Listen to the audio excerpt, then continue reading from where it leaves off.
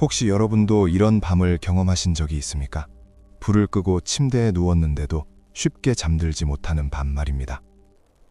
눈을 감으면 텅 빈 통장 잔고가 떠오르고 이번 달 내야 할 가득값과 보험료, 그리고 부모님 병원비가 차례로 머릿속을 스쳐 지나가는 그런 밤 말입니다. 그 숫자들은 머릿속을 맴돌며 가슴을 옥죄고 보이지 않는 커다란 돌덩이 하나가 명치 끝에 얹혀있는 듯한 답답함을 주곤 합니다. 낮에는 사람들 앞에서 괜찮은 척 웃어 보이고 아무 일 없다는 듯 말하지만 혼자 남겨진 밤이 되면 그 웃음은 조용히 내려앉고 말로 다 할 수 없는 불안감이 밀려옵니다. 왜 나는 평생을 이토록 열심히 사는데도 늘 삶이 빠듯한 걸까요? 이 나이까지 쉬지 않고 달려왔는데 왜 아직도 미래가 이토록 불안한 걸까요? 남들은 다 잘 사는 것만 같은데 왜 나만 제자리 걸음을 하는 것 같아 가슴이 미어지는지 누구에게도 쉽게 털어놓지 못합니다. 자식에게 말하자니 짐이 들까 걱정되고 배우자에게 꺼내자니 미안하며 친구들에게 말하자니 체면이 앞섭니다. 그래서 오늘도 혼자 한숨을 삼키며 천장을 바라봅니다. 하지만 여러분, 오늘 밤 부처님께서는 그 깊은 한숨 소리를 듣고 계십니다. 여러분의 삶이 힘든 것이 정말로 가진 것이 없어서일까요? 아니면 무언가를 놓지 못하고 꽉 움켜쥐고 있는 마음 때문일까요? 오늘 이 시간은 금강경의 핵심 가르침인 무주상 보시를 통해 막혀있던 재물복과 금전운의 물길을 시원하게 여는 법을 전해드리고자 합니다. 이 말씀은 2500년 전의 이야기가 아니라 바로 오늘 밤 고통받는 여러분의 귀에 닿은 살아있는 지혜입니다. 마음이 준비된 사람에게만 법은 스며드는 법입니다. 본격적인 이야기를 시작하기 전에 아직 구독하지 않으셨다면 구독과 좋아요를 눌러 부처님의 지혜를 널리 전하는 큰 힘이 되어주시길 바랍니다. 여러분의 작은 정성이 누군가에게는 삶을 일으키는 소중한 인연이 될 것입니다. 그럼 이 수행법이 한 사람의 인생을 어떻게 기적처럼 바꾸어 놓았는지 평생 성실함 하나로 살아온 정수거사님의 이야기를 통해 조용히 들려드리겠습니다. 올해 18이 된 정수거사님은 30년 넘게 인테리어 시공업에 몸담아온 분입니다. 작은 공구 가방 하나로 시작해 스스로의 손으로 집을 고치고 가게를 꾸미며 수많은 이들의 삶의 터전을 만들어온 장인이셨습니다. 그에게는 철칙이 하나 있었습니다. 세상에 공짜는 없다. 일한 만큼 정확히 받는다. 한 푼이라도 손해보지 않는다. 이것이 그가 거친 세상을 버텨온 방식이었습니다. 잘못된 원칙은 아니었습니다. 성실한 사람이라면 당연히 가져야 할 태도였고 실제로 그 원칙 덕분에 아들을 대학까지 보내고 작은 내 집 마련도 할 수 있었습니다. 하지만 3년 전부터 세상이 급격히 변하기 시작했습니다. 인터넷으로 견적을 비교하고 앱으로 시공업체를 부르는 시대가 되자 거사님의 전화기는 점점 고요해졌습니다. 경력 30년의 자부심으로 정직한 견적서를 보내도 답이 없었습니다. 나중에 알고 보니 젊은 업체들이 절반도 안 되는 가격에 일을 가로채간 것이었습니다. 일감이 끊기자 통장 잔고는 눈에 띄게 줄어들었습니다. 매달 나가는 고정비는 그대로인데 들어오는 돈이 없으니 거사님은 매일 아침 휴대폰으로 통장을 확인할 때마다 명치 끝이 서늘해지는 것을 느꼈습니다. 손가락 끝이 차가워지고 심장이 쪼그라드는 느낌. 그 공포는 겪어보지 않은 사람은 모르는 것이었습니다. 어느 날 아내가 조용히 식당 파트타임이라도 나가겠다고 했을 때 거사님은 대꾸조차 하지 못한 채 밥상 위로 시선을 떨어뜨리고 젓가락만 만지작거렸습니다. 아내가 집을 나선 뒤 거사님은 텅 빈 작업실에 앉아 벽에 걸린 망치와 드릴, 수평개들을 바라보았습니다. 마치 연장들이 자신에게 우리는 준비가 되었는데 왜 불러주는 사람이 없느냐고 묻는 것만 같았습니다. 거사님은 주먹을 꽉 쥐었습니다. 내가 뭘 잘못했길래 이 꼴이 된 걸까? 게을러서 밀려난 것도 기술이 부족해서도 아니었습니다. 그저 세상이 변했을 뿐인데 거사님은 그 모든 화살을 자신에게 돌리며 자책했습니다. 성실하게 살아온 사람일수록 남을 원망하기보다 스스로를 더 가혹하게 몰아세우는 법입니다. 그렇게 마음의 병이 깊어지던 어느 저녁, 아내가 식당 일을 마치고 돌아와 근처 절에 가서 마음이라도 쉬고 오라고 권했습니다. 거사님은 절에 가면 돈이 나오냐며 핀잔을 줬지만 며칠 뒤 자신도 모르게 집 근처 작은 절로 발길이 향했습니다. 법당 문을 여는 순간 낡은 나무 냄새와 향 냄새가 섞인 묵직한 향기가 이상하게도 요동치던 마음을 붙들었습니다. 마침 스님께서 금강경을 독송하고 계셨고 거사님은 구석자리에 앉아 조용히 귀를 기울였습니다. 독송이 끝난 뒤 스님께서는 이런 말씀을 하셨습니다. 부처님께서 말씀하시길 보살이 어떤 상에 머물러서 보시를 행하면 그것은 진정한 보시가 아니라 하셨습니다.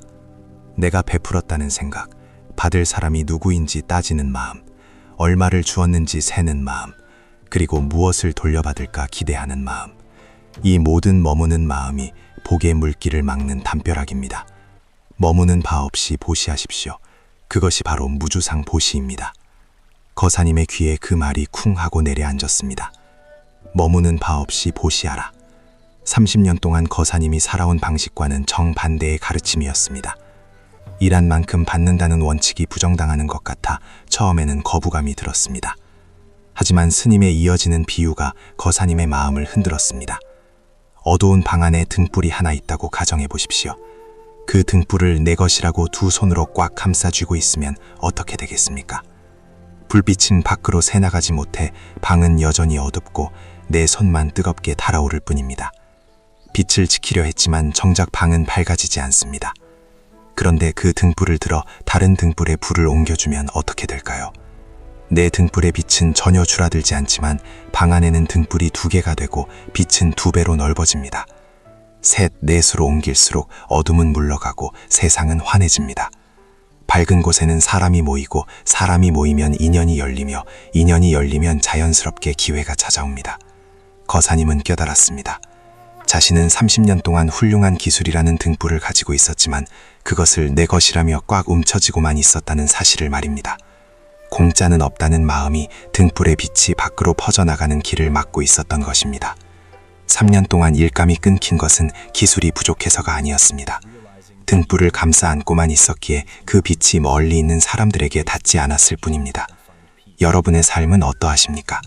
혹시 지금 잃을까 두려워 돈을, 시간을 혹은 마음을 꽉 움켜쥐고만 계신 것은 아닙니까? 쥐고 있는 손에는 아무것도 새로 들어올 수 없다는 것이 부처님의 가르침입니다. 손을 조금만 펴야 비로소 바람도 지나가고 누군가의 따뜻한 손도 잡을 수 있는 법입니다. 변화는 아주 작은 일에서 시작되었습니다. 절에 다녀온 지 며칠 뒤 아파트 경비 아저씨가 경비실 현관문 손잡이가 고장났다며 고쳐줄 수 있느냐고 물어왔습니다. 예전 같았으면 거사님은 출장비가 얼마고 부품비가 얼마입니다 라고 계산부터 했을 것입니다. 하지만 그날은 왠지 모르게 잠깐 보여주세요. 금방 고쳐드릴게요 라는 말이 먼저 나왔습니다. 공구 가방에서 드라이버를 꺼내 손잡이를 분해하고 새 나사를 끼워 조립하는 데 10분도 걸리지 않았습니다.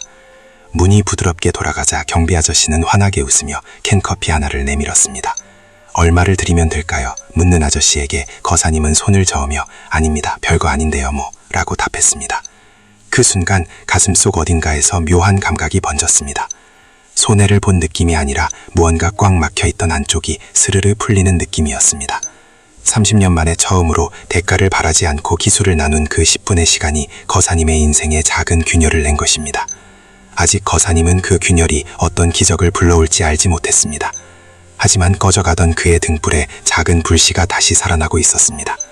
금강경의 무주상 보시가 어떻게 막혀있던 재물의 물길을 열기 시작했는지, 그리고 그 작은 친절이 어떻게 거대한 인연의 파도가 되어 돌아왔는지 이제부터 그 깊고도 놀라운 이야기를 본격적으로 펼쳐보겠습니다. 여러분도 정수거사님의 삶을 따라가며 여러분의 손바닥을 조금씩 펴보시길 바랍니다. 그 틈 사이로 이미 재물은의 빛이 스며들기 시작했을지도 모르니까요. 그날 밤 정수거사님은 참으로 오랜만에 깊고 단잠을 잤습니다. 꿈속에서는 평소 그를 괴롭히던 세금 고지서나 밀린 자재대금 같은 숫자들이 나타나지 않았습니다. 대신 그 자리에는 잔잔하게 흐르는 시냇물 소리와 이름 모를 산새들의 지저김이 가득했습니다. 아침에 눈을 떴을 때 늘 무겁게 어깨를 짓누르던 돌덩이가 사라진 듯 몸이 가벼웠습니다. 그것은 단순히 잠을 잘 잤기 때문이 아니었습니다. 무언가를 바라는 마음 없이 행했던 전날의 그 작은 베풋이 그의 영혼 속에 켜켜이 쌓여있던 탐욕의 먼지를 조금 걷어내 주었기 때문입니다. 그는 평소처럼 작업복을 챙겨 입고 가게로 향했습니다. 하지만 평소와는 무언가 달랐습니다. 셔터문을 올릴 때 나던 기분 나쁜 쇳소리마저도 활기찬 아침의 연주처럼 들렸습니다. 그는 가게 한편에 놓인 낡은 라디오를 켰습니다. 평소라면 경제 뉴스나 주식 시황에 귀를 기울였겠지만 그날은 나지막이 흘러나오는 금강경 독경 소리에 채널을 맞추었습니다. 응무소주 이생기심, 마땅히 머무는 바 없이 그 마음을 낼지니라. 어제 스님께 들었던 그 구절이 다시금 그의 귓가에 머물렀습니다. 머무는 바 없이 마음을 낸다는 것. 그것은 내가 누구에게 무엇을 주었다는 생각조차 버리는 단계임을 그는 조금씩 깨달아가고 있었습니다. 오전 내내 손님이 없어 적막하던 가게에 점심 무렵 한 할머니가 들어오셨습니다. 손에는 검은 비닐봉지에 담긴 낡은 전기밥솥 하나가 들려 있었습니다. 사장님, 이게 밥이 안 되는데 고칠 수 있을까? 새로 사려니 너무 비싸서. 할머니의 목소리는 조심스러웠고 굽은 등은 세월의 무게를 고스란히 담고 있었습니다. 예전에 정수거사님이었다면 할머니, 이건 너무 낡아서 부품도 없어요. 그냥 새로 하나 사세요. 라며 매정하게 돌려보냈을 것입니다. 수리비 몇 푼 받자고 고생하느니 새 제품을 파는 게 이득이라고 계산했겠지요. 하지만 그날 그의 입에서는 다른 말이 나갔습니다. 어디 한번 볼까요? 할머니, 여기 잠깐 앉아서 기다리세요. 제가 시원한 물 한 잔 드릴게요. 밥솥을 뜯어보니 내부 배선이 낡아 끊어져 있었습니다. 간단한 작업이었지만 그는 마치 가장 값비싼 보석을 세공하듯 정성을 다했습니다. 끊어진 선을 잇고 먼지가 쌓인 내부를 구석구석 닦아냈습니다. 30분 정도 씨름한 끝에 밥솥에서 취사가 시작됩니다 라는 경쾌한 음성이 흘러나왔습니다. 할머니의 얼굴에 환한 꽃이 피었습니다. 할머니는 꼬깃꼬깃 접힌 10,000원짜리 한 장을 내밀었습니다. 정수거사님은 잠시 망설였습니다. 가게 임대료며 전기세를 생각하면 받아야 마땅한 돈이었지요. 하지만 그는 할머니의 거친 손마디를 가만히 덮어드렸습니다. 할머니, 이건 돈 안 받을게요. 그냥 선 하나 연결한 것뿐인데요. 대신 나중에 맛있는 밥 지어 드시고 건강하게 오래오래 사세요. 할머니는 한사코 돈을 주려 하셨지만 거사님의 진심 어린 미소에 결국 눈시울을 붉히며 고맙다는 말을 연거푸 남기고 가게를 떠나셨습니다. 그 뒷모습을 바라보며 거사님은 깨달았습니다. 10,000원이라는 돈보다 훨씬 더 크고 묵직한 무언가가 그의 가슴속에 차오르는 것을 말입니다. 그것은 상에 머물지 않는 보시가 주는 형언할 수 없는 평온함이었습니다. 여러분, 혹시 여러분도 삶의 무게에 눌려 나 자신만을 돌보기에 급급하지는 않으셨나요? 내가 준 만큼 받아야 한다는 계산기 속에서 진정한 행복을 놓치고 계신 것은 아닌지요? 만약 이 대목에서 가슴 한구석이 찡해지거나 나도 모르게 고개를 끄덕이게 된다면 여러분의 마음속에도 이미 무주상 보시의 씨앗이 심어진 것일지도 모릅니다. 여러분은 어떤 순간에 진정한 나눔의 기쁨을 느껴보셨나요? 댓글로 여러분의 소중한 경험을 나누어 시면 이 이야기가 더 큰 울림이 되어 돌아올 것 같습니다. 그런데 참으로 신기한 일은 그 다음 날부터 일어나기 시작했습니다. 할머니의 밥솥을 고쳐드린 일이 소문이라도 난 것일까요? 아닙니다. 할머니는 그저 동네 작은 빌라에 사시는 평범한 분이셨습니다. 하지만 기적은 전혀 예상치 못한 곳에서 찾아왔습니다. 오후 늦게 정장을 말끔하게 차려입은 중년 신사 한 분이 가게를 찾아왔습니다. 그는 이 근처에서 큰 건설 현장을 관리하는 소장이라고 자신을 소개했습니다. 사실 어제 근처 식당에서 밥을 먹다가 우연히 보았습니다. 사장님께서 경비 아저씨 문 고쳐주시고 캔커피 하나에 웃으시는 모습 말입니다. 요즘 세상에 자기 기술을 그렇게 아무 대가 없이 내어주는 분이 드문데 참 인상 깊었습니다. 소장은 자신의 현장에 들어갈 각종 소모품과 자재를 납품할 믿을 만한 업체를 찾고 있었다고 했습니다. 큰 업체들은 많지만 정작 현장의 사소한 문제들을 자기 일처럼 꼼꼼하고 정직하게 봐줄 사람이 필요했다는 것이었습니다. 사장님 같은 분이라면 우리 현장의 장비들을 믿고 맡길 수 있을 것 같습니다. 정식으로 계약을 진행하고 싶은데 괜찮으시겠습니까? 정수 거사님은 멍해졌습니다. 그것은 그가 평생 꿈꿔왔던 대형 거래처였습니다. 광고를 낸 것도 아니고 누군가에게 청탁을 한 것도 아니었습니다. 그저 머무는 마음 없이 베풀었던 10분의 친절, 그리고 대가를 바라지 않았던 손길 하나가 거대한 재물의 물길이 되어 돌아온 것입니다. 금강경에서는 말합니다. 보살이 상에 머물지 않고 보시하면 그 복덕은 가히 생각으로 헤아릴 수 없느니라. 보살 무주상 보시 기복덕 불가스량. 거사님은 비로소 이 말씀의 참뜻을 온몸으로 느꼈습니다. 내가 무언가를 주었다는 마음, 내가 이만큼 베풀었으니 복을 받아야겠다는 마음조차 내려놓았을 때 우주는 비로소 가장 큰 선물로 응답한다는 것을요. 재물운이라는 것은 억지로 끌어당긴다고 오는 것이 아니었습니다. 그것은 마치 맑은 물과 같아서 내가 움켜주려 하면 손가락 사이로 다 빠져나가 버리지만 내가 맑은 그릇이 되어 흐르게 두면 자연스럽게 차오르는 것이었습니다. 정수 거사님의 가게는 이제 단순히 물건을 고치고 파는 곳이 아니었습니다. 사람들의 마음이 모이고 온기가 흐르는 복덕의 터전이 되었습니다. 거사님은 이제 돈을 벌기 위해 일하지 않았습니다. 그저 찾아오는 사람들의 불편함을 덜어주고 자신의 기술로 누군가에게 도움을 줄 수 있다는 사실에 감사하며 하루하루를 보냈습니다.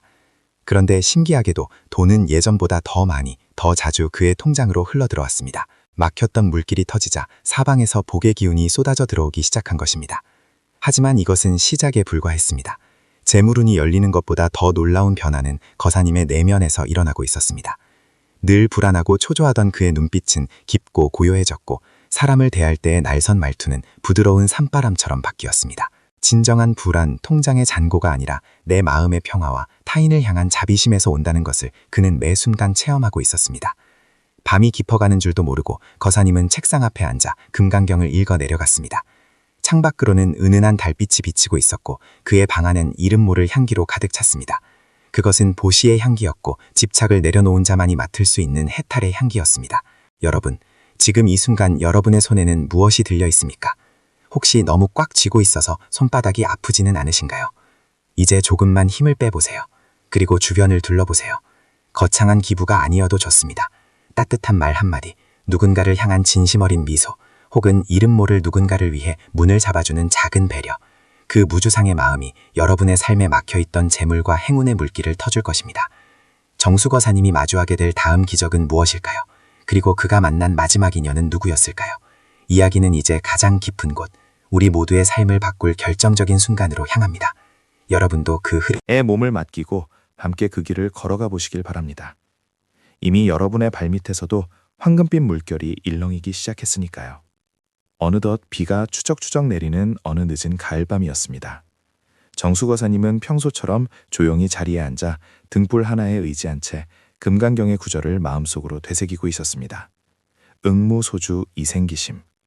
머무는 바 없이 그 마음을 내라는 이 짧고도 깊은 문장이 오늘따라 그의 가슴을 세차게 두드렸습니다. 그때였습니다. 낡은 가게의 문이 조심스럽게 열리며 빗물에 젖은 한 노인이 들어섰습니다. 그의 행색은 초라하기 그지없었습니다. 찢어진 옷가지와 진흙투성이가 된 신발, 그리고 무엇보다 깊게 파인 주름 사이로 비치는 고단함이 그가 살아온 세월의 무게를 말해주고 있었습니다. 정수거사님은 말없이 일어나 수건을 건네고 따뜻한 차 한 잔을 내어놓았습니다. 노인은 떨리는 손으로 찻잔을 잡으며 한참 동안 아무 말도 하지 못했습니다. 그저 김이 모락모락 피어오르는 찻잔을 바라보며 눈물을 뚝뚝 흘릴 뿐이었습니다. 거사님, 저는 사실 이곳에 물건을 고치러 온 것이 아닙니다. 그저 갈 곳이 없어 헤매다 불빛을 보고 들어왔습니다. 세상이 저를 버린 줄 알았는데 이 따뜻한 차 한 잔이 제 얼어붙은 영혼을 녹여주는군요. 노인은 한때 남부러울 것 없는 재력가였다고 했습니다. 하지만 욕심에 눈이 멀어 더 큰 부를 쫓다 동업자에게 배신을 당하고 가족마저 등 돌린 채 길거리를 전전하게 된 것이었습니다. 그는 한때 정수거사님에게 큰 상처를 주었던, 아니 정확히 말하면 정수거사님이 가장 힘들었던 시절 그를 외면했던 옛 지인이었습니다. 잠시 침묵이 흘렀습니다. 정수거사님의 마음속에서 아주 잠깐 예전의 억울함과 원망이 고개를 들려 했습니다. 당신도 똑같이 당해보니 이제야 알겠소 라는 말이 목구멍까지 차올랐습니다. 하지만 그 순간 머릿속에서 금강경의 한 구절이 천둥처럼 울려 퍼졌습니다. 보살은 대상에 머물지 않고 보시해야 하느니라. 형체에 머물지 않고 보시해야 하며 소리, 향기, 맛, 감촉, 마음의 대상에 머물지 않고 보시해야 하느니라. 거사님은 깊은 숨을 들이마셨습니다. 지금 눈앞에 있는 사람은 나를 아프게 했던 원수가 아니었습니다. 그저 추위에 떨고 있는 한 가련한 중생일 뿐이었으며 동시에 나 자신의 또 다른 모습이기도 했습니다. 내가 누군가에게 베푼다는 생각조차 버리는 것, 나라는 상과 너라는 상을 모두 허무는 것, 그것이 바로 무주상보시의 진정한 시작임을 그는 깨달았습니다. 정수거사님은 노인의 젖은 겉옷을 벗겨 따뜻한 아랫목으로 안내했습니다. 그리고 정성껏 차려낸 소박한 저녁 공양을 대접했습니다. 그 어떤 대가도 바라지 않고 그가 누구인지조차 잊은 채 오로지 지금 이 순간 그에게 필요한 온기를 전하는 데만 집중했습니다. 여러분, 혹시 여러분의 삶 속에서도 도저히 용서하기 힘든 사람이나 보상받고 싶은 억울한 기억이 있으신가요? 내가 이만큼 해주었으니 상대도 이만큼은 해줘야 한다는 그 기대감이 오히려 여러분의 복덕을 가로막고 있지는 않은지 한 번쯤 생각해보게 됩니다. 만약 여러분도 정수거사님처럼 마음의 빗장을 열고 조건 없는 따뜻함을 느껴본 적이 있다면, 혹은 그런 기적을 바라고 계신다면 댓글로 여러분의 마음을 나누어 주세요. 여러분의 작은 고백이 누군가에게는 다시 일어나 설 수 있는 큰 힘이 될지도 모릅니다. 그날 밤 이후 기적 같은 일이 일어났습니다. 노인은 정수거사님의 진심 어린 보시에 깊은 감화를 받았고 자신이 마지막까지 숨겨두었던 작은 땅의 문사를 거사님 앞에 내어놓았습니다. 이것은 내 마지막 욕심의 찌꺼기였어. 하지만 당신을 보고 나니 이것이 얼마나 부질없는 것인지 알게 되었어. 부디 이 땅을 좋은 일에 써주시오. 하지만 거사님은 그 제안을 정중히 거절했습니다. 대신 그 땅에 갈 곳 없는 노인들과 아이들이 쉴 수 있는 무주상 쉼터를 만들자고 제안했습니다. 거사님은 자신의 기술을 발휘해 건물을 수선하고 사람들은 저마다의 재능을 보태기 시작했습니다. 돈을 바라고 시작한 일이 아니었기에 모두의 얼굴에는 웃음꽃이 피었습니다. 그런데 놀랍게도 이 쉼터의 이야기가 세상에 알려지자 생각지도 못한 곳에서 후원금이 답지하기 시작했습니다. 정수거사님이 억지로 끌어당기려 할 때는 도망만 다니던 재물운이 이제는 그가 고개를 돌리고 오직 타인의 아픔이 돌보는 데 집중하자 마치 자석에 끌려오듯 그에게 몰려든 것입니다. 거사님의 통장 잔고는 전보다 수십 배로 불어났지만 그는 이제 숫자에 연연하지 않았습니다. 돈은 그저 선한 의지를 실현하기 위한 도구일 뿐임을 알았기 때문입니다. 그가 무주상의 마음으로 물길을 열자 재물이라는 물줄기는 스스로 가장 낮은 곳으로 흘러가 세상을 적시는 거대한 강물이 되었습니다. 비가 그친 새벽, 정수거사님은 마당으로 나와 맑게 갠 하늘을 바라보았습니다. 나뭇잎 끝에 맺힌 물방울 하나하나에 우주의 빛이 담겨 있었습니다. 그는 이제 알았습니다. 진정한 금전운이란 내가 움켜주는 것이 아니라 내가 비온 자리로 흘러들어오는 우주의 자비라는 사실을 말입니다. 그의 손은 여전히 거칠고 기름때가 묻어 있었지만 그 손이 닿는 곳마다 절망은 희망으로 변하고 가난은 풍요로 바뀌었습니다. 정수거사님은 이제 더 이상 부자가 되기를 기도하지 않습니다. 그저 오늘 하루도 누군가의 마음속에 작은 등불 하나를 켤 수 있기를, 머무는 바 없이 베푸는 그 지혜의 향기가 널리 퍼지기를 바라날 뿐입니다. 여러분, 지금 이 방송을 듣고 있는 여러분의 머리맡에도 황금빛 복의 기운이 머물고 있습니다. 여러분이 마음속에 품고 있던 미움, 집착, 그리고 왜 나에게만 이런 일이 생길까 하는 피해의식을 조금만 내려놓아 보세요. 그 빈자리에 그저 감사하다, 그저 돕고 싶다는 무주상의 씨앗을 심어보십시오. 머지않아 여러분의 삶에도 정수거사님이 경험했던 그 놀라운 기적, 재물의 물길이 터지고 마음의 평화가 찾아오는 그 눈부신 순간이 반드시 찾아올 것입니다. 금강경의 지혜는 먼 곳에 있지 않습니다. 바로 지금 여러분이 내쉬는 숨결 속에, 그리고 누군가를 향해 내미는 그 따뜻한 손길 속에 살아 숨쉬고 있습니다. 이야기는 여기서 끝이 아닙니다. 정수거사님이 만난 마지막 인연, 그리고 그 인연이 전해준 우주의 마지막 열쇠는 무엇이었을까요? 이제 우리는 가장 신비롭고도 장엄한 결말을 향해 한 걸음 더 나아갑니다. 여러분의 영혼을 깨우고 부의 근원을 바꾸어 놓을 그 마지막 가르침에 귀를 기울여 주십시오. 정수거사님은 어느 날 꿈속에서 부처님을 배웠습니다. 부처님은 아무 말씀도 없이 그저 거사님의 손을 잡고 끝없이 펼쳐진 황금빛 바다를 보여주셨습니다. 그 바다는 누군가가 퍼간다고 해서 줄어들지도 않고 누군가가 채운다고 해서 넘치지도 않는 공의 바다였습니다. 거사야, 네가 만난 모든 인연이 곧 나이며 네가 베푼 모든 행위가 곧 너 자신에게 돌아가는 메아리임을 잊지 말거라. 네가 준 것이 없으므로 받을 것도 없으나 우주는 너의 빈손을 가장 귀한 보석으로 채울 것이니라.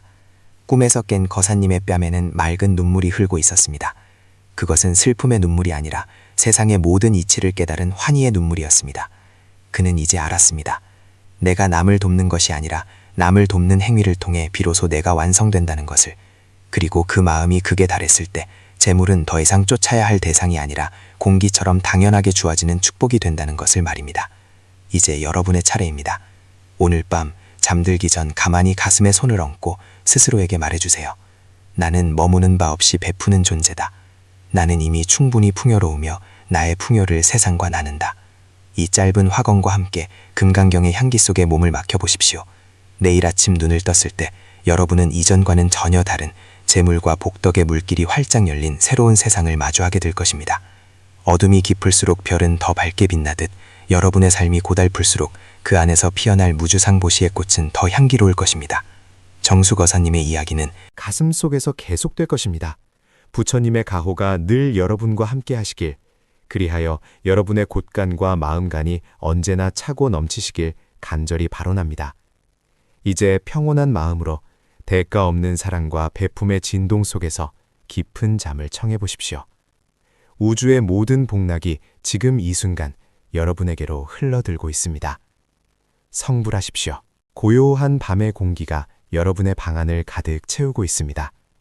정수 거사님이 깨달은 그 찰나의 진리는 이제 여러분의 잠재의식 속으로 깊숙이 스며들 준비를 마쳤습니다.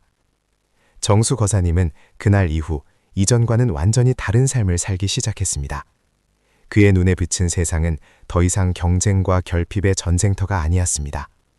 길가에 핀 이름 모를 풀꽃 하나에서도 부처님의 미소를 보았고 자신에게 모진 말을 내뱉던 이웃에게서조차 깨달음을 전해주러 온 선지식의 모습을 발견했습니다. 그는 가장 먼저 자신의 곳간을 열었습니다. 하지만 그것은 단순히 재산을 나누어주는 행위가 아니었습니다. 무주상 보시, 즉 내가 준다는 생각조차 없이 행하는 그 순수한 베품은 마치 봄비가 돼지를 적시듯 조용하고도 강렬했습니다. 정수 거사님은 가난한 이들에게 쌀을 나누어 주면서도 그들의 고마워하는 눈빛을 피했습니다.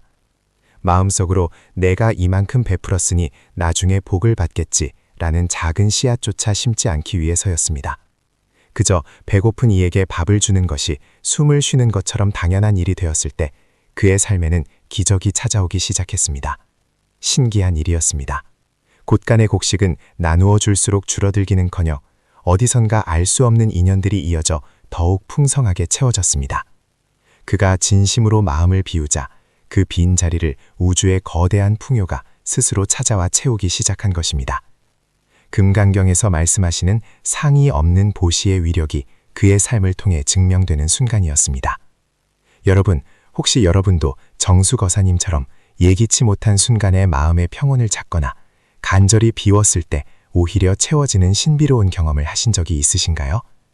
여러분의 소중한 경험과 이 말씀을 들으며 느끼는 지금의 평온함을 댓글로 나누어 주시면 그 나눔 또한 하나의 무주상 보시가 되어 더 큰 복덕으로 돌아올 것입니다. 이제 금강경의 핵심인 응무소주 이생기심의 도리를 가슴 깊이 새겨보십시오. 머무는 바 없이 그 마음을 내라는 이 짧은 문장 속에 천만금의 재물보다 귀한 운명의 열쇠가 숨겨져 있습니다. 우리는 대개 무언가를 얻기 위해 마음을 씁니다. 돈을 벌기 위해, 명예를 얻기 위해, 사랑을 받기 위해 끊임없이 계산하고 집착합니다. 하지만 부처님께서는 말씀하십니다. 그 집착의 밧줄을 놓는 순간 비로소 진정한 소유의 주인이 될 수 있다고 말입니다. 밤하늘의 달이 만 개의 강물에 비치듯 부처님의 가르침은 오늘 밤 여러분의 의식 속에 만 개의 빛으로 스며듭니다. 재물복이라는 것은 결코 밖에서 억지로 끌어오는 것이 아닙니다.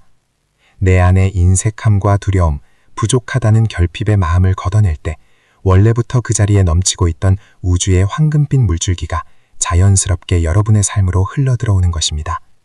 정수 거사님은 늘 이렇게 기도했습니다. 부처님, 제 손이 빈 손이 되게 하소서. 그래야만 고통받는 이들의 손을 온전히 잡아줄 수 있고 그래야만 당신의 가없는 은혜를 담을 수 있나이다. 이 기도는 역설적이게도 그를 이 나라에서 가장 큰 부자로 만들었습니다. 하지만 그는 자신이 부자라는 사실조차 잊고 살았습니다. 그저 매 순간 만나는 모든 생면을 부처님으로 섬기며 자신이 가진 것을 강물처럼 흘려보냈을 뿐입니다.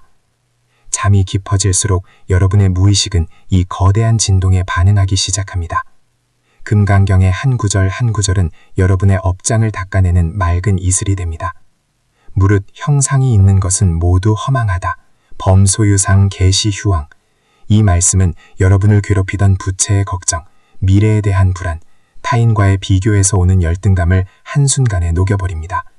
그것들은 모두 실체가 없는 그림자일 뿐입니다. 그 그림자가 사라진 자리에서 빛나는 여러분의 본성은 원래부터 온 우주를 사고도 남을 만큼 부유합니다. 지금 이 소리를 듣고 있는 여러분의 호흡을 느껴보십시오. 들이마시고 내쉬는 이 호흡조차 우주가 여러분에게 주는 거대한 보시입니다. 여러분은 단 한순간도 우주의 돌봄에서 벗어난 적이 없습니다. 이제 그 믿음을 바탕으로 마음의 문을 활짝 여십시오. 금전의 흐름이 막혀 있다고 느껴지시나요? 그렇다면 먼저 여러분의 마음속에 흐르지 않고 고여있는 집착의 둑을 허무십시오. 작은 것 하나라도 대가 없이 나누는 연습을 시작해 보십시오. 그것은 꼭 돈이 아니어도 좋습니다. 따뜻한 말 한마디, 누군가를 위한 진심 어린 기도, 혹은 지금처럼 부처님의 법을 함께 경청하는 것만으로도 충분합니다. 여러분의 잠든 얼굴 위로 부처님의 자비로운 손길이 머뭅니다. 금강경의 수보리 존자가 느꼈던 그 전율과 감동이 여러분의 세포 하나하나에 전달됩니다. 수천만 리를 흘러온 강물이 결국 바다에 닿아 하나가 되듯 여러분의 고단했던 삶의 여정도 이제 대복이라는 바다에 도착했습니다. 무주상 보시의 마음으로 잠드는 이 밤, 우주의 모든 신장들이 여러분의 가정을 수호하고 재물신의 보따리가 여러분의 안방에서 풀릴 것입니다. 하지만 기억하십시오. 이 모든 복덕보다 더 귀한 것은 머무는 바 없는 마음 그 자체입니다. 재물이 들어와도 그것이 내 것이라 여기지 않고 재물이 나가도 그것이 사라졌다고 슬퍼하지 않는 경지, 그 평정심이야말로 진정한 금강, 즉 깨지지 않는 지혜의 보석입니다. 정수 거사님이 마지막으로 남긴 말은 이러했습니다. 내가 준 것은 먼지 하나인데 돌아온 것은 태산이로구나. 그러나 나는 그 태산조차 구름처럼 바라볼 뿐이다. 이제 더 깊은 이완 속으로 들어가십시오. 여러분의 의식은 이제 은하수 넘어 부처님의 정토를 거닙니다. 그곳에서는 누구나 무주상보시를 행하며 서로를 존경합니다. 그곳의 향기가 여러분의 꿈속을 채우고 내일 아침 여러분이 눈을 떴을 때 세상은 금빛 가루를 뿌려놓은 듯 찬란하게 변해 있을 것입니다. 여러분의 통장에는 생각지도 못한 복덕의 숫자가 새겨질 것이며 여러분의 인연들은 모두 귀인이 되어 나타날 것입니다. 이것은 허황된 꿈이 아닙니다. 금강경이 약속하는 진리이며 마음의 법계를 깨달은 자들이 누리는 당연한 권리입니다. 상에 머물지 않고 보시하면 그 복덕은 가히 생각으로 헤아릴 수 없느니라. 락보삿, 부주상보시, 기북덕, 불가스량. 부처님의 이 엄중하고도 자비로운 약속을 굳게 믿으십시오. 밤은 깊어지고 여러분의 영혼은 이제 가장 순수한 근원의 빛과 조우합니다. 모든 걱정은 이 소리에 실어 멀리 보냅니다. 모든 갈증은 감롯으로 채워집니다. 여러분은 이 세상에 복을 지으러 온 귀한 존재입니다. 그리고 그 복을 누릴 자격이 충분한 사람입니다. 스스로를 귀하게 여기십시오. 여러분이 스스로를 귀하게 여길 때 세상의 모든 재물과 운도 여러분을 귀하게 여겨 따를 것입니다. 정수 거사님의 이야기는 여기서 끝이 나지 않습니다. 이제부터는 여러분이 그 이야기의 주인공입니다. 여러분의 삶이라는 백지에 무주상보시라는 붓으로 풍요와 행복의 그림을 그려나가십시오. 우주는 이미 여러분의 붓 끝에 무궁무진한 황금빛 물감을 준비해 두었습니다. 이제 편안히, 아주 편안히 그 풍요의 바다에 몸을 맡기십시오. 성불하십시오. 그리고 부자가 되십시오. 마음도, 물질도, 영혼도 가장 풍요로운 존재가 되어 세상을 밝히는 등불이 되시길 두 손 모아 발언합니다. 깊고 평온한 안식의 시간 되시길 바랍니다.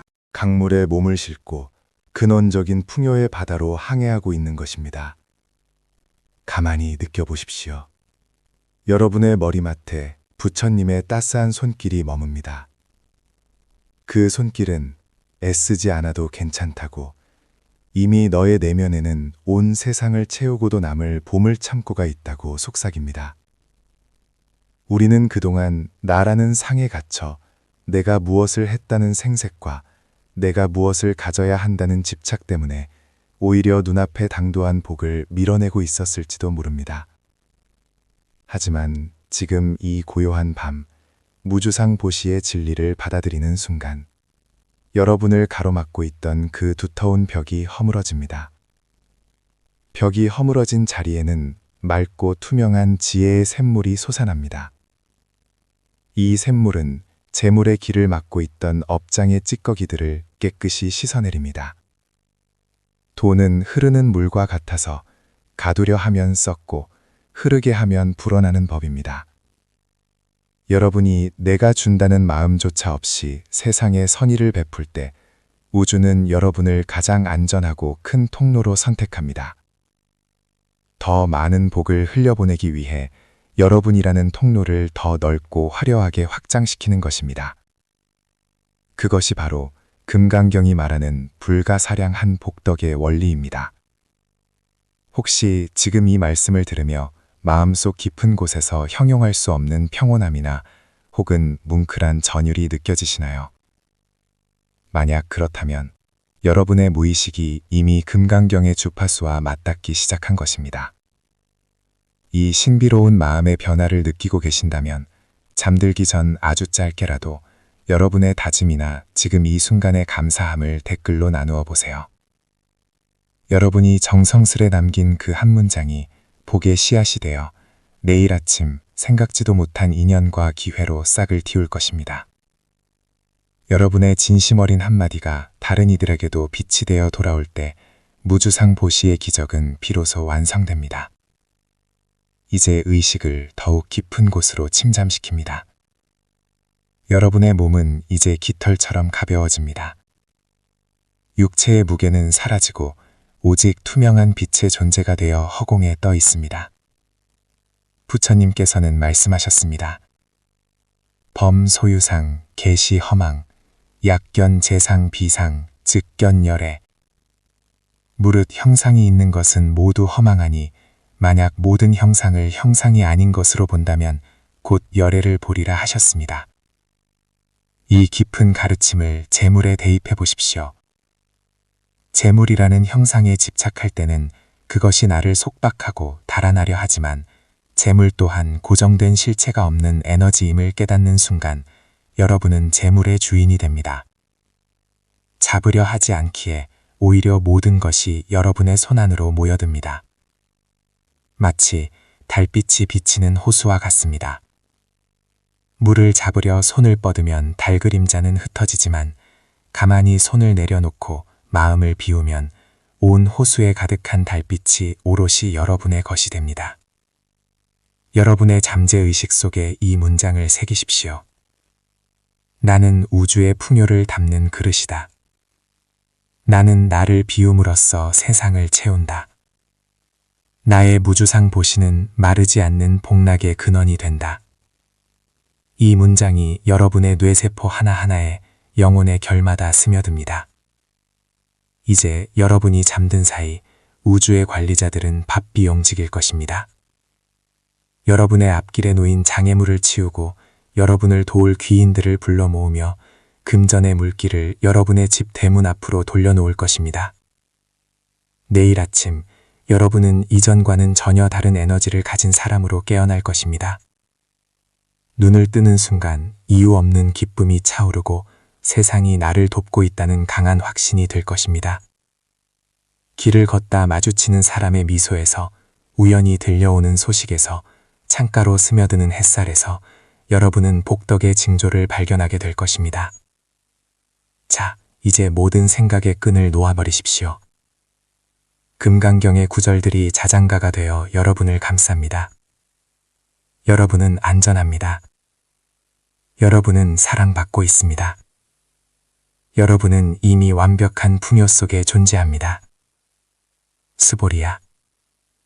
만약 보살이 대상에 머물지 않고 보시하면 그 복덕은 저 동쪽의 허공만큼이나 넓어 헤아릴 수 없느니라. 부처님의 이 음성이 여러분의 꿈속에서 황금색 종소리로 울려 퍼집니다. 가장 편안한 자세로, 가장 깊은 이완 속으로 억지로 무언가를 하려 하지 마세요.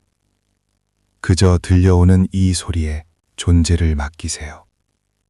여러분의 경제적 고통, 삶의 무게, 미래에 대한 불안감, 이 모든 것은 지금 이 순간 부처님의 가피 아래 눈 녹듯 사라집니다. 오직 남는 것은 텅 빈 충만함, 그리고 곧 닥쳐올 거대한 행운의 파도뿐입니다. 잠드는 이 시간은 여러분의 영혼이 우주의 은행에서 무한한 신용을 대출받는 시간입니다. 이자는 없고 상환의 의무도 없습니다. 오직 나누겠다는 마음 하나면 충분합니다. 그 풍요의 에너지가 여러분의 통장과 지갑, 그리고 가정에 가득히 고이는 모습을 상상하며 깊은 잠 속으로 빠져드십시오. 이제부터 이어지는 금강경의 신성한 소리는 여러분의 수면 중에도 쉬지 않고 작용할 것입니다. 여러분의 의식 너머에서 부정적인 관념을 정화하고 부의 지도를 새롭게 그려나갈 것입니다. 편안하게, 아주 편안하게. 성불의 길과 부자의 길이 결코 다르지 않음을 느끼며 이 우주의 자비로운 품 안에서 최고의 안식을 누리십시오. 당신은 축복받은 존재입니다. 당신은 풍요의 주인공입니다. 당신의 내일은 오늘보다 100배, 1000배 더 빛날 것입니다. 이제 고요한 침묵 속에서 혹은 이어지는 경전의 울림 속에서 완전한 평온에 머무르십시오. 이후 시면의 평화를 상징하는 낮은 주파수의 명상음과 함께 금강경 핵심 구절이 아주 느릿하고 부드러운 낭독으로 이어짐. 수보리야, 너의 생각은 어떠하냐? 만약 어떤 사람이 삼천대천 세계를 가득 채울 만큼의 칠보를 가지고 모두 보시한다면 이 사람이 얻을 복덕이 진정 많겠느냐? 수보리가 대답하였다. 매우 많습니다. 세존이시여. 왜냐하면 그 복덕은 곧 복덕의 본성이 아니기에 열애께서는 복덕이 많다고 말씀하셨기 때문입니다. 이 말씀의 의미를 새기며 잠드십시오. 형상에 머물지 않는 마음이 우주를 얻습니다. 당신의 비워진 마음은 이제 세상의 모든 황금과 보석 그리고 고귀한 인연들로 가득 채워질 준비를 마쳤습니다. 깊은 잠, 깊은 평화, 그리고 위대한 풍요가 지금 당신에게 임합니다. 여러분, 밤에 불 다 끄고 침대에 누웠는데 잠이 도통 안 오는 그런 날 있잖아요. 명치 끝에 돌덩이 하나를 무겁게 얹어놓은 것 같은 그 답답한 기분이요? 네, 맞아요. 텅 빈 통장 잔고나 밀린 카드값, 아니면 당장 들어갈 부모님 병원비 같은 게 막 떠오르면서 숨이 턱 막히는 그런 밤 말이죠. 오늘 우리가 깊게 파헤쳐볼 이야기가 바로 여기서 시작합니다. 사실 누구나 한 번쯤 겪어보는 현실적인 공포죠. 그렇죠. 그런데 만약 완전히 망하고 싶으시다면 지금 당장 통장을 꽉 움켜쥐고 세상에 단 1원도 손해보지 않겠다는 마음으로 모든 사람을 대하시면 됩니다. 내 기술, 내 시간, 내 돈을 철저하게 방어하면서 철벽을 치는 거죠. 오, 굉장히 역설적인 오프닝이네요. 손해를 안 보려고 철벽을 치는데 오히려 망한다고요? 네, 오늘 자료의 주인공인 58세 정수거사님이 정확히 그렇게 사셨거든요. 30년 넘게 인테리어 시공업을 해오신 분인데 이분의 확고한 철칙이 세상에 공짜는 없다, 일한 만큼 정확히 받는다 였습니다. 자본주의 사회에서 철저하게 계산하고 정당한 대가를 요구하는 건 너무나 당연한 미덕처럼 여겨지잖아요. 요즘 젊은 세대들도 일과 보상의 밸런스를 굉장히 중요하게 생각하고요. 맞아요. 기그 이코노미 시대에 내 가치를 정확히 환산받는 건 중요하죠. 실제로 거사님도 그 꼼꼼함 덕분에 30년간 가족을 부양하고 집도 마련하셨고요. 그런데 환경이 급변하면서 이 완벽해 보이던 원칙이 오히려 그를 파산 직전의 벼랑 끝으로 몰아넣었습니다. 자, 이 모순을 한번 파헤쳐보죠. 여기서 우리가 심리학적으로 주목해야 할 부분이 바로 환경의 변화입니다. 3년 전부터 스마트폰 앱이나 인터넷 견적 비교 플랫폼 같은 게 등장했잖아요. 아, 그렇죠. 저도 인테리어 할 때 무조건 앱부터 켜거든요. 그러니까요. 사람들이 더 이상 30년 경력의 동네 장인을 찾아가지 않게 된 겁니다. 젊은 업체들이 화려한 포트폴리오와 절반 가격으로 일감을 싹쓸이해가니 시작한 거죠. 거사님이 아무리 정직하고 꼼꼼한 견적서를 보내도 세상은 응답하지 않습니다. 결국 3년 동안 일감이 완전히 끊겨버렸다고 자료에 나오더라고요. 3년이면 진짜 피가 마르죠. 매달 고정비는 나가고 통장 잔고는 말라가고 급기야 아내가 식당 파트타임까지 나가야 하는 상황이 된 겁니다. 텅 빈 작업실 벽에 가지런히 걸린 망치랑 드릴, 수평계를 멍하니 바라보고 있는 거사님의 모습이 자료에 아주 생생하게 묘사되어 있는데요. 진짜 너무 답답했을 것 같아요. 성실하게 하라는 대로 다 하고 살았는데 갑자기 게임의 룰이 바뀌어서 나 혼자 튕겨나간 느낌이 드는 거죠. 그러니까요. 우리도 다들 이러지 않나요? 이건 비유하자면 내 스마트폰 배터리는 100% 충전되어 있고 기계도 완벽한데 와이파이가 끊겨서 세상과 단절된 거죠. 아무것도 못하는 먹통 상태요. 맞아요. 딱 그 스마트폰 같은 답답함이네요. 그런데 여기서 거사님의 그 철칙이 과연 잘못된 걸까요? 현대 심리학, 특히 행동 심리학적 관점에서 이걸 결핍 마인드셋이라고 부릅니다. 인간은 생존의 위협을 느끼거나 재정적인 궁지에 몰리면 뇌과학적으로 인지적 터널 시야에 빠지게 되거든요. 인지적 터널 시야요? 시야가 터널처럼 확 좁아진다는 뜻인가요? 정확합니다. 당장 눈앞에 손실을 막고 이익을 챙기는 데만 모든 뇌의 에너지를 집중하는 거죠. 거사님의 내 기술은 돈을 받고만 판다는 확고한 틀은 평소에는 훌륭한 비즈니스 원칙이었어요. 하지만 위기 상황에서는 오히려 독이 되었다. 네. 주변의 새로운 기회나 변칙적인 돌파구를 보지 못하게 만드는 거대한 장벽이 되어버린 겁니다. 움켜쥐는 힘이 강해질수록 뇌과학적으로 시야는 더 좁아지거든요. 아, 잃을까봐 두려워서 꽉 쥔 손에는 새로운 게 들어올 틈이 없다는 거군요. 그렇게 좁아진 시야 한가운데서 마음의 병을 앓던 거사님이 아내의 등살에 못 이겨서 우연히 동네 작은 절을 찾아가게 됩니다. 거기가 인생의 전환점이 되죠. 네, 낡은 나무 냄새랑 향 냄새가 가득한 법당에 앉아 있는데 스님이 독송하는 불경 소리가 들려옵니다. 바로 금강경의 핵심 구절인 응무소주 이생기심이라는 구절이었죠. 마땅히 머무르는 바 없이 그 마음을 내라 라는 아주 유명한 구절입니다. 불교 용어라 좀 어렵게 들리는데 오늘 주제인 무주상보시랑 연결되는 거잖아요. 결국 내가 무언가를 베풀 때 머릿속에서 막 돌아가는 그 보이지 않는 회계 장부를 확 찢어버리라는 뜻 아닌가요? 와, 아주 정확한 비유입니다. 우리는 누군가를 돕거나 호의를 베풀 때 무의식적으로 마음속 장부를 씁니다. 내가 이만큼 시간과 돈을 들였으니 저 사람도 나중에 나한테 이만큼 빚을 진 거다. 뭐 이런 식의 계산이죠. 최소한 고맙다는 인사라도 꽉듯이 받아야 직성이 풀리잖아요. 그렇죠. 그런데 자료에 등장하는 스님의 등불 비유가 이 회계장부의 한계를 물리적으로 아주 잘 설명해 줍니다. 어두운 방 안에서 등불 하나를 켰다고 가정해보죠. 네, 방이 좀 밝아지겠죠? 그런데 이 빛이 너무 아까워서 이건 내 거라고 두 손으로 꽉 감싸지고 있으면 어떻게 될까요? 빛은 손가락 사이로만 조금 새어나가고 방은 여전히 캄캄하겠네요. 맞습니다. 방은 어둡고 결국 내 손바닥만 뜨겁게 데이고 맙니다. 지키려고 발버둥 쳤지만 아무것도 밝히지 못하고 자기 자신만 태워버린 셈이죠. 아, 진짜 확 와닿는 비유네요. 반대로 그 불씨를 대가 없이 옆에 있는 다른 등불들에 옮겨 붙여주면 내 빛은 전혀 줄어들지 않으면서 방 전체가 환해지고요. 바로 그겁니다. 거사님은 30년 동안 갈고 닦은 자신의 훌륭한 기술이라는 불빛을 철저하게 내 거라며 손으로 꽉 쥐고 있었던 거죠. 일감이 없었던 건 기술이 낡아서가 아니라 그 기술의 가치가 세상과 연결될 통로를 스스로 차단하고 있었기 때문이라는 걸 깨닫게 됩니다. 이 깨달음이 진짜 행동으로 이어지는 첫 번째 균열이 며칠 뒤에 발생하잖아요. 아파트 경비 아저씨가 고장난 현관문 손잡이를 고쳐줄 수 있냐고 묻습니다. 예전에 거사님이었다면 즉각 인지적 터널 시야가 작동했겠죠. 출장비 얼마, 부품비 얼마 하면서 계산기부터 두드렸을 겁니다. 그런데 이번에는 그냥 공구 가방 들고 가서 10분 만에 뚝딱 고쳐줍니다. 심지어 경비 아저씨가 고맙다고 내민 캔커피 하나조차 웃으면서 거절하죠. 대가 없는 호의, 즉 무주상보시의 첫 실천입니다. 저는 여기서 심리학적으로 거사님의 내면 변화가 정말 흥미로웠어요. 돈을 못 받았으니 억울해야 정상인데 오히려 30년 동안 가슴에 꽉 막혀있던 커다란 돌덩이가 스르르 풀려나가는 해방감을 느끼거든요. 매일 밤 세금고지서 꿈을 꾸면서 식은땀을 흘리던 분이 그날 밤은 아주 깊고 편안한 잠을 잤다고 하죠.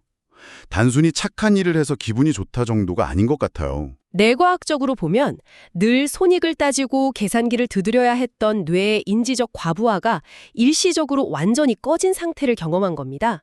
나는 돈을 받아야만 가치 있는 사람이라는 강박에서 벗어난 거죠. 조건 없이 무언가를 줄 수 있는 여유가 이미 내 안에 있다는 걸 스스로 증명한 거군요. 그 작은 해방감이 곧바로 현실의 변화를 끌어당깁니다. 다음 날 바로 더 큰 시험대가 찾아오잖아요. 네, 가게에 구분등의 할머니 한 분이 찾아오시죠. 검은 비닐봉지에 낡은 전기밥솥을 담아오셨는데 새로 살 돈이 없으니 고쳐달라고 부탁하십니다. 거사님은 무려 30분 동안이나 끊어진 배선을 정성껏 이어붙여주죠. 할머니가 꼬깃꼬깃한 10,000원짜리 한 장을 내미는데 그것마저 가만히 덮어드리면서 나중에 맛있는 밥 지어드시고 건강하세요라고 하십니다. 10분짜리 문손잡이 수리를 넘어서 이제는 본인의 소중한 업무 시간 30분과 부품까지 대가 없이 내어준 겁니다. 완전한 풍요의 마인드셋으로 전환된 거죠. 시간과 비용이라는 물리적 손실을 감수하고서도 마음의 평온을 유지했다는 게 정말 중요한 포인트입니다. 그런데 전문가님, 잠깐만요. 여기서 제가 좀 짚고 넘어가야 할 게 있습니다. 네, 어떤 부분이죠? 경비 아저씨 문 고쳐주고 커피 거절하며 웃던 모습을 마침 근처 식당에서 밥을 먹던 대형 건설 현장 소장님이 우연히 지켜봤다는 거잖아요. 그렇죠. 그리고 다음 날 거사님을 찾아오죠. 네. 당신같이 사기 기술을 대가 없이 내어주는 정직한 사람이라면 믿고 맡길 수 있겠다면서 어마어마한 대형 계약을 제안합니다. 솔직히 말해서 이거 너무 생존자 편향 아닙니까? 아, 운이 좋았던 사례일 뿐이다. 그렇죠. 제가 내일 당장 옆집 문 고쳐주고 돈 안 받는다고 대기업 건설사에서 억대 계약을 주진 않잖아요. 결국 그냥 운이 엄청나게 좋았던 걸 무주상보시의 기적으로 포장하는 것 같은데요. 그 연결고리가 너무 급족이라 한편의 동화처럼 들리는 건 사실입니다. 하지만 현대 행동심리학자들은 이것을 단순한 운으로 치부하지 않습니다. 아주 정교한 사회학적 메커니즘, 바로 신호효과로 설명하거든요. 신호효과요? 네. 건설 현장 소장이라는 직업을 한번 생각해 보죠. 이 사람들은 매일같이 하청업체들과 단가 10원, 20원을 두고 피말리는 싸움을 합니다. 자재를 속이거나 공기를 못 맞추는 온갖 꼼수가 난무하는 극도의 저신뢰 환경에 노출된 사람이죠. 아, 매일 사기당하지 않으려고 촉을 곤두세우고 있는 상태겠네요. 바로 그겁니다. 그런 척박한 저신뢰 환경에서 누군가가 대가 없이 심지어 아무도 안 보는 곳에서 자신의 전문성을 타인에게 헌신하는 모습을 본 거예요. 단순한 친절함 그 이상으로 다가왔겠네요. 맞습니다. 이 사람은 숨은 의도나 얄팍한 계산으로 움직이는 사람이 아니다 라는 압도적이고 희귀한 신뢰의 시그널로 작용한 거죠. 현대 비즈니스 용어로 치면 가장 강력한 형태의 무기대 네트워킹이 성공한 사례입니다. 무기대 네트워킹. 내가 무언가를 얻어내려는 의도가 완전히 배제되어 있었기 때문에 역설적으로 가장 경계심이 많은 결정권자의 방어벽을 단숨에 허물어버린 거군요. 네.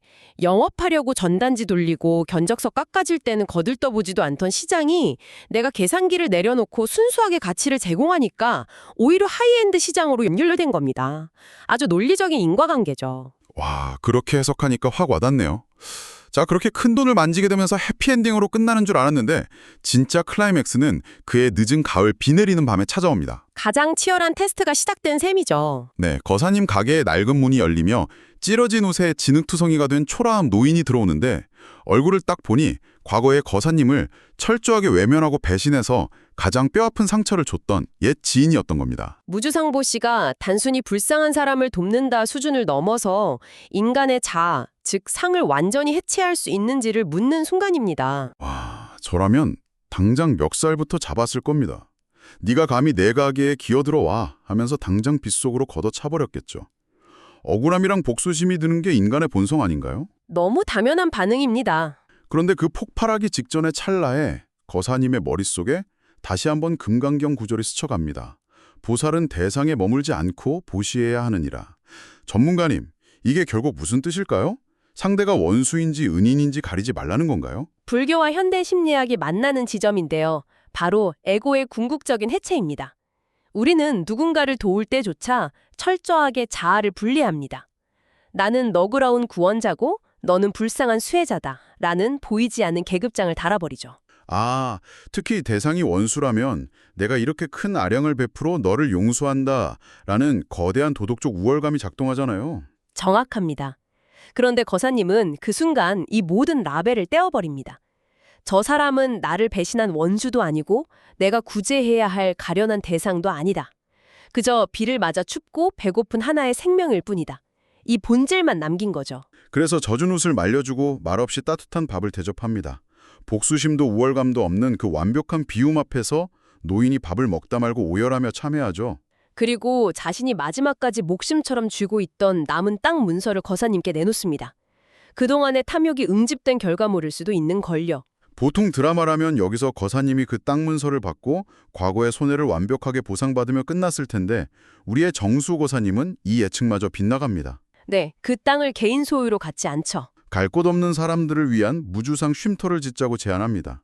자신이 가진 기술을 총동원해서 직접 건물을 짓고 고치기 시작하죠. 이 행동은 더 이상 대인의 선행을 넘어 하나의 거대한 플라이 휠을 돌리기 시작한 것과 같습니다.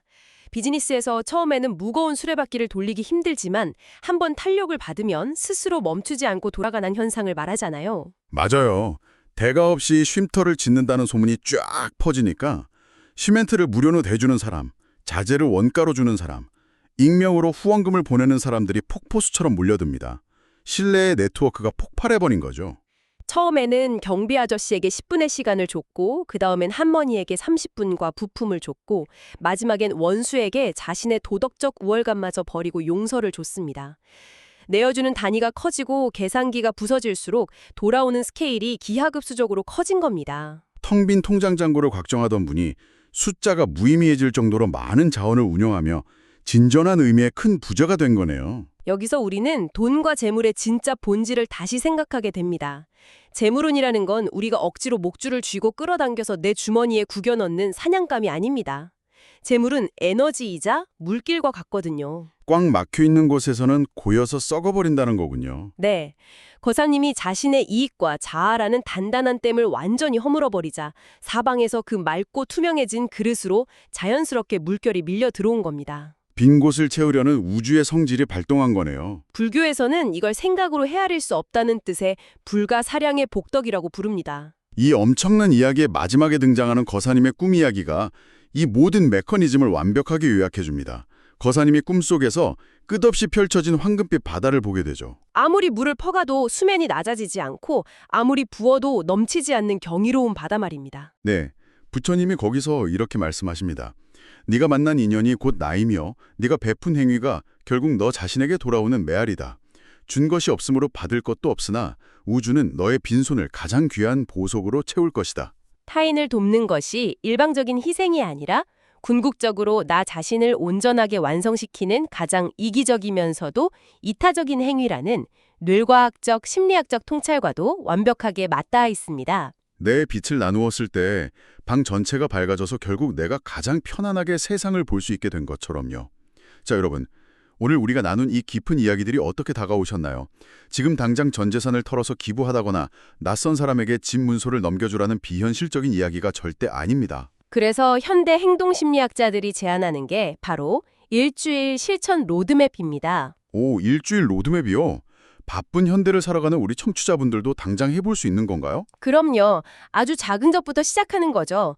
딱 일주일만 마음속에 그 지독한 회계장부를 멈춰보는 겁니다. 구체적으로 어떻게 하면 될까요? 당장 내일 아침 출근길에 내 뒤따라오는 사람을 위해 문을 1초 더 잡아주는 배려, 청소하시는 분께 건네는 대가 없는 미소 하나, 하루에 딱 한 번 완전한 무기대의 행동을 해보는 겁니다. 아, 그 아주 작은 무주상봇이 하나가 꽉 막혀있던 내 삶의 와이파이를 다시 연결하는 첫 번째 스위치가 될 수 있겠네요. 네, 오늘 밤 불을 끄고 침대에 누우셨을 때 스스로에게 이 질문을 한번 던져보시기 바랍니다. 혹시 나는 지금 단 1원도 잃어버리지 않으려고 무언가를 너무 꽉 쥐고 있는 나머지 스스로의 손바닥에 피가 통하지 않게 상처를 내고 있지는 않은가? 만약 내일 아침 잔뜩 힘이 들어간 그 주먹의 힘을 조금만 빼고 가볍게 손바닥을 펼친다면 그 비워진 아늑한 공간 안으로 과연 어떤 상상도 못할 새로운 인연과 기회들이 흘러들어오게 될까요? 꽉 쥔 두 손을 부드럽게 펼치고 여러분만의 황금빛 바다를 맞이하게 될 내일을 진심으로 응원하겠습니다. 네, 오늘 깊은 탐구는 여기까지입니다. 여러분 모두 편안한 밤 보내세요.